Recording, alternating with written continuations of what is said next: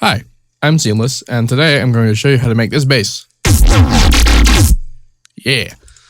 So what this is an experimentation of something I attempted before, and then a bunch of other complicated crap I did to it. The primary point about this particular bass is that I am manually controlling the phaser position in Harmor. So there's a bunch of other stuff, lots of things that have been building on from previous how to basses, like I messed with, the harmonic unison thickness for lots of stuff, and I'm utilizing the detune function. Also, I kind of want to make a point about detune ratio 2 versus just going to a square wave.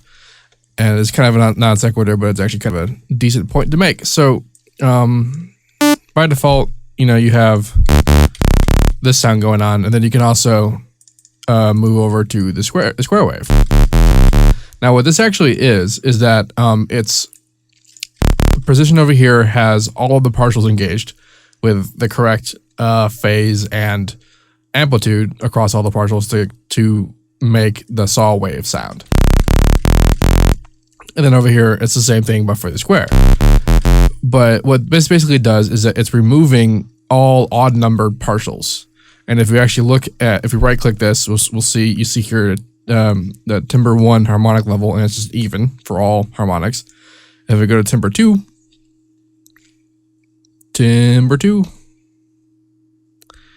where I've never actually manually done that, but if I right click here, I'm bringing it to timbre 2, and you see that there's a wave type line going across here that automatically cuts down every odd numbered, I guess every even numbered partial. Because yeah, it's 1, 3, and 5. Those are the ones that are active, and that creates the square wave. Now, the partials are still active, but they're just off. Because if I wanted to, I could do that, and then you'd see there they are. This is just the amplitude of the partials. Now, that's an important distinction, because if I go to the saw wave here, and then I go to detune and bring it to 2, it has almost the same effect. In fact, if I did that and then brought this over, you'd see only a difference in amplitude between the two harmonic amounts. Now, this is important because, like I said here on this square wave type, the harmonics are muted. But if I go to saw and then detune ratio 2, all of the harmonics are still audible. They just moved up.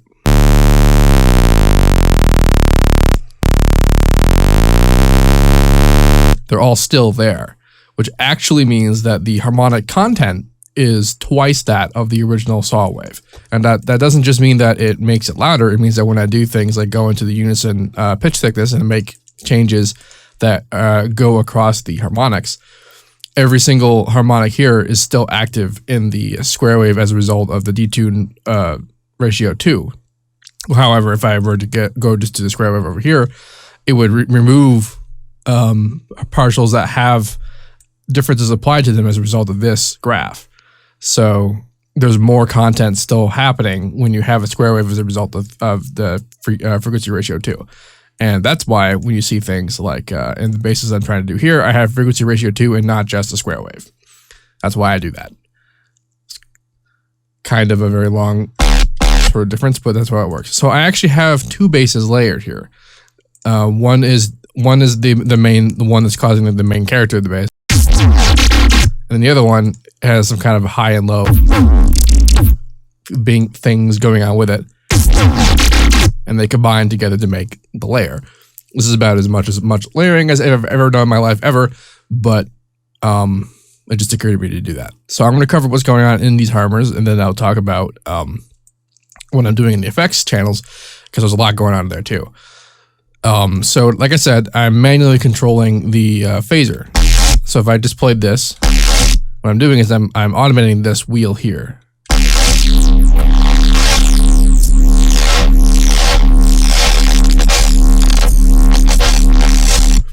Now this wheel is infinite. Like if I kept going, it'll keep going. But that doesn't mean that the numbers just keep getting higher. You can see up here in the information window, it goes 0 to 360, and then it resets. So if I wanted to do something like a really quickly, like lots of speed, what I would do is I would do something like this. So as it goes back, it goes up around, and then it goes back, it goes up around, and this is a solid rotation right here. It's 2 solid rotations, and 3 if you count this. So that's important information regarding that.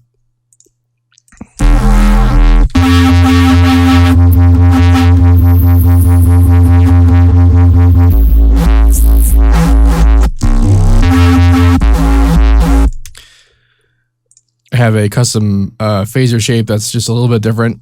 This actually used to be the same patch. I just cloned it over and made small changes to make things more interesting. The custom phaser shape is basically the inversion of what the default phaser shape is, and I accomplished that because by default you see this in the custom phaser window, and so I just inverted it. The other one's inverted as well, but it actually has the straight inversion, where this one has minor change as a result of this tension here. This one's units of pitch thickness window is also a little bit different. It's not hugely different, like at the resulting sound, but why I do this is covered in previous how to bass videos that focus on the unison characteristics of Harmor and why it's the greatest thing ever made. There's a little bit of panning engaged.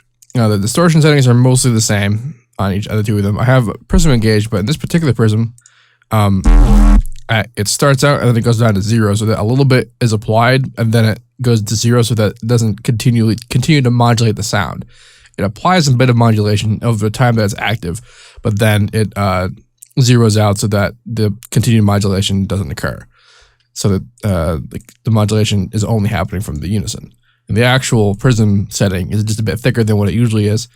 It's usually something like that. And then you grab the middle. This is the wave type line point type.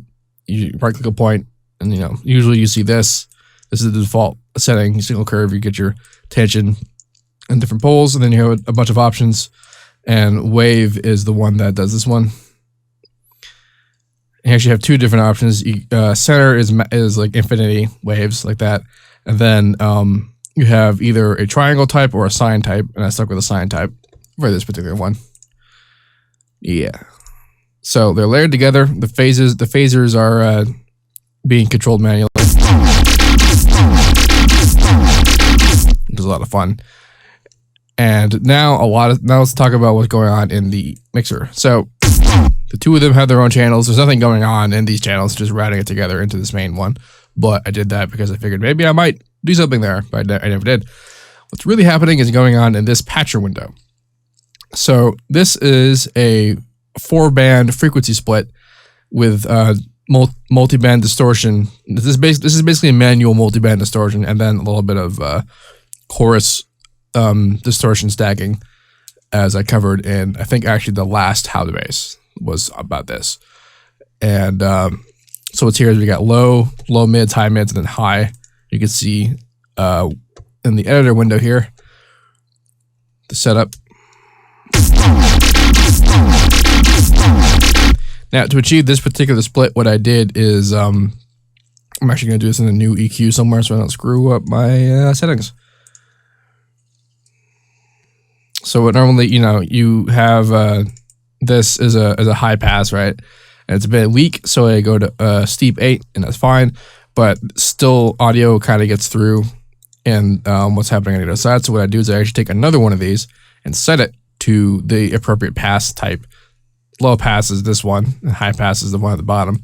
As you see, that's how that works. And then I go to steep 8, and then I scroll down with the scroll wheel until the resonance, which is what this is, or bandwidth really, and then which is also controlled by these knobs here. You can see which ones correspond to which amount.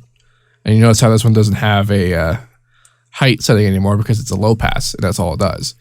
And so now the cut is doubled, and that really zeroes out the amount of sound you can see coming through here in the analyzer. So this is really kind of a very loose frequency split, and that's because a lot of the problems that you receive from doing splits like this don't really manifest so much in synthesized sounds, as well. The problems that do exist, you can just EQ out later. Yawn.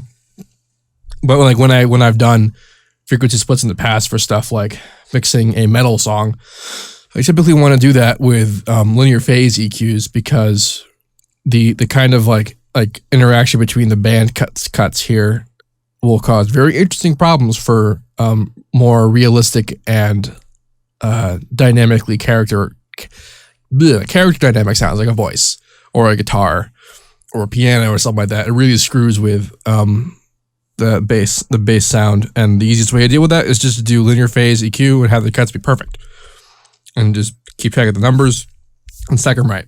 But unfortunately, there's latency usually attributed to doing that, and the modern and linear phase EQs, not just the one that's available in the Fruity Convolver, which is kind of like a little bit of a cool trick that they managed to do with the Convolver, but actual linear phase EQs, like the ones in Maximus, have been pretty good about latency, but I want to introduce as little as possible into sounds that are supposed to be quote unquote live. So I have a distortion via the wave shaper, kind of with just random settings. Like I just kind of dig around until something sounded cool. And they're on the top 3 bands, the low mids, high mids, and high. The bass is just going straight out. The bass is also going into the chorus distortion stack because the kind of pitch wob that happens is a characteristic of the bass interaction. So that has to go in things that are compressing and distorting that. The multiband distortion that did in the top 3 bands was mostly just a characteristic thing. It just changes the character of the sound. It doesn't really accomplish what it normally does when I do distortion in Harmor or something like that. So yeah, and then here's the chorus distortion stacking, and then the out EQ for that. So without this is what it sounds like. That's what it sounds like with it. This is what it sounds like without it.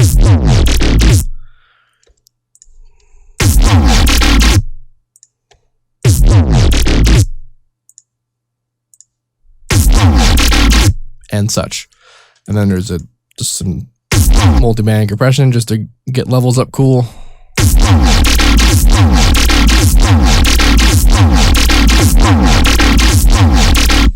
Not hugely important. You probably could have solved that kind of problem with EQ, but I like compression. I really like compression. It's a bit of a thing that I like, and so that's cool. So other things that are important to notice is that, like what I meant when I mentioned with in the last how to bass, a bit of what I guess could be considered time travel with how some of these basses work. You see how the bass sounds faster when it's higher than it does when it's lower. It's very obvious, straightforward kind of thing. Everyone knows that. But with the kind of sounds that we're doing here, with the settings that we do with unison, the longer that the note is held, the weirder the sounds get. Like the stuff happens to the sounds as a result of the particular kind of modulation settings, and like things like the prism and in the distortion with the unison and whatever. That hold the sound long enough, the sound gets drastically different. It's a bit more controlled in this particular sound, but it still happens to be a bit different. And so this is affected by things like how long it spends going this fast will mean that when I go back down, it will have gotten to a point where it wouldn't have if I had just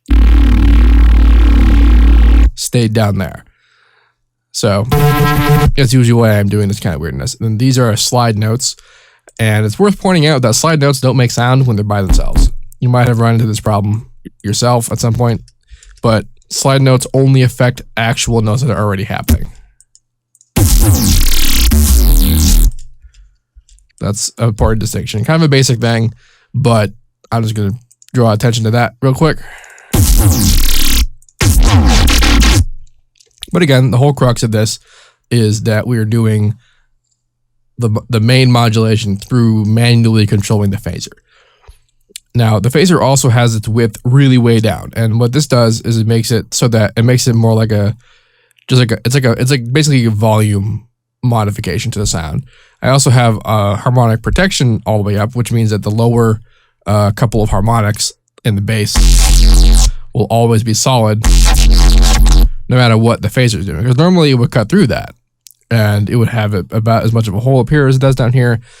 But that kind of screws with what happens with the distortion when the bass isn't there to be affected by its own units and settings.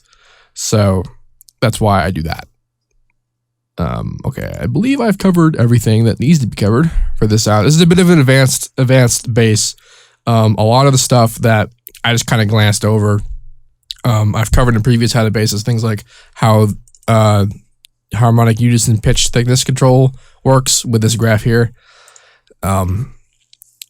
But I have how to bases specifically on this, and they're titled in ways that I feel like you should be able to find them pretty easily. But if you can't, ask in the comments, and I or someone else who knows will tell you. And in general, we can all be very helpful and help you learn things so that you can make the kind of productions that you want to make. So that's really what this is about. Giving you tools and weapons to fight the bass fight. The bass fight. I like bass fights. So yeah, as usual, have a nice day. And if you have any questions, let me know, and I will attempt to answer them. I did that backwards, but that's okay, because you know what I mean, and the point got across. It's all that's important in life.